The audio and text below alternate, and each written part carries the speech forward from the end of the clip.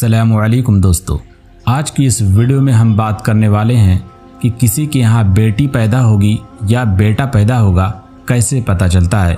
और एक यहूदी ने इसके बारे में जब हमारे प्यारे नबी सल्लल्लाहु अलैहि वसल्लम से पूछा तो आप सल्लल्लाहु अलैहि वसल्लम ने क्या जवाब अता फरमाया, और यहूदी के कुछ दूसरे सवालात जिनका जानना आपके लिए बेहद ज़रूरी है। लेकिन दोस्तों, वीडियो में आगे बढ़ने से पहले आपसे गुजारिश है कि आप हमारे इस चैनल को सब्सक्राइब करके बेल आइकन को ज़रूर प्रेस कर दीजिए ताकि आने वाली हर नई वीडियोस आप तक पहुंच सकें। तो चलिए दोस्तों, वीडियो को शुरू करते हैं। ये अल्लाह पाक का इख्तियार है कि किसी को बेटा दे या बेटी दे। इस दुनिया में किसी की ताकत का कोई अमल दखल नहीं है कि वो किसी माँ को बोले कि उसके पेट में मौजूद बच्चे की जिन्स उसके इख्तियार में है। याद रहे कि बेटा होगा या बेटी, इसका इल्म तो सिर्फ अल्लाह ताला ही को होता है।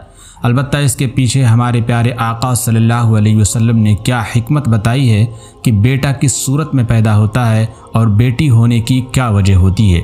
ये हिकमत कि बेटा कब पैदा होता है और बेटी कब पैदा होती है, प्यारे आका सल्लल्लाहु अलैहि वसल्लम की एक तवील हदीस में बयान हुई है, जिसमें एक यहूदी के सवाल के जवाब में आप सल्लल्लाहु अलैहि वसल्लम ने यह हिकमत बतलाई है।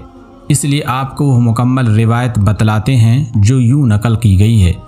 हज़रत सौबान रज़ी अल्लाह ताला अन्हु बयान करते हैं कि मैं रसूलुल्लाह सल्लल्लाहु अलैहि वसल्लम के पास खड़ा था कि यहूदी आलिमों में से एक आलिम आया और बोला, अस्सलामु अलैकुम या मोहम्मद। मैंने उसको ऐसे ज़ोर से धक्का दिया कि वो गिरते गिरते बचा। वो बोला कि तू मुझे धक्का क्यों देता है? मैंने कहा कि तू नबी सल्लल्लाहु अलैहि वसल्लम का नाम लेता है, मोहम्मद सल्लल्लाहु अलैहि वसल्लम क्यों नहीं कहता? वो बोला कि हम उनको उनके नाम से पुकारते हैं जो उनके घर वालों ने रखा है। रसूलुल्लाह सल्लल्लाहु अलैहि वसल्लम ने फरमाया, मेरा नाम जो घर वालों ने रखा है वो मोहम्मद सल्लल्लाहु अलैहि वसल्लम है। यहूदी ने कहा कि मैं तुम्हारे पास कुछ पूछने को आया हूँ। रसूलुल्लाह सल्लल्लाहु अलैहि वसल्लम ने फरमाया, भला मैं अगर तुझे बतलाऊँ तो तुझे क्या फ़ायदा होगा? उसने कहा कि मैं अपने दोनों कानों से सुनना चाहता हूँ। रसूलुल्लाह सल्लल्लाहु अलैहि वसल्लम उस छड़ी से जो आप सल्लल्लाहु अलैहि वसल्लम के हाथ मुबारक में थी ज़मीन पर लकीर खींची जैसे कोई सोचते वक्त करता है और फरमाया कि पूछो। यहूदी ने कहा कि जिस दिन ये ज़मीन आसमान बदल कर दूसरे ज़मीन व आसमान होंगे, लोग उस वक्त कहाँ होंगे? रसूलुल्लाह सल्लल्लाहु अलैहि वसल्लम ने फरमाया, लोग उस वक्त अंधेरे में पुल सिरात पर खड़े होंगे। उसने पूछा कि फिर सबसे पहले कौन लोग उस पुल से पार होंगे? आप सल्लल्लाहु अलैहि वसल्लम ने फरमाया कि मुहाजिरीन में जो मुहताज हैं। मुहाजिरीन से मुराद वो लोग हैं जो नबी सल्लल्लाहु अलैहि वसल्लम के साथ घर बार छोड़कर निकल गए और फ़क्र व फाका की तकलीफ़ पर सब्र किया और दुनिया पर लात मारी। यहूदी ने कहा कि फिर जब वो लोग जन्नत में जाएंगे तो उनका पहला नाश्ता व तोहफ़ा क्या होगा? आप सल्लल्लाहु अलैहि वसल्लम ने फरमाया कि मछली के जिगर का टुकड़ा जो निहायत मज़ेदार और मुक़व्वी होता है। उसने कहा कि फिर सुबह का खाना क्या होगा? आप सल्लल्लाहु अलैहि वसल्लम ने फरमाया, उनके लिए वो बैल काटा जाएगा जो जन्नत में चरा करता था। तो उसने पूछा कि ये खाकर वो क्या पिएंगे? आप सल्लल्लाहु अलैहि वसल्लम ने फरमाया कि सलसबील नामी चश्मे का पानी। उस यहूदी ने कहा कि आप सल्लल्लाहु अलैहि वसल्लम ने सच फरमाया और मैं आप सल्लल्लाहु अलैहि वसल्लम से एक ऐसी बात पूछने आया हूँ जिसको दुनिया में कोई नहीं जानता सिवाय नबी सल्लल्लाहु अलैहि वसल्लम के, या शायद एक दो आदमी और जानते हों। आप सल्लल्लाहु अलैहि वसल्लम ने फरमाया कि अगर मैं तुझे वो बात बता दूँ तो तुझे क्या फ़ायदा होगा?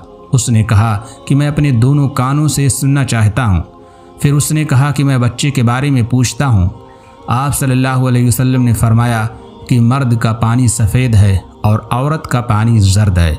जब ये दोनों इकट्ठे होते हैं और मर्द का पानी औरत के पानी पर गालिब होता है तो अल्लाह के हुक्म से लड़का पैदा होता है, और जब मर्द के पानी पर औरत का पानी गालिब होता है तो अल्लाह के हुक्म से लड़की पैदा होती है।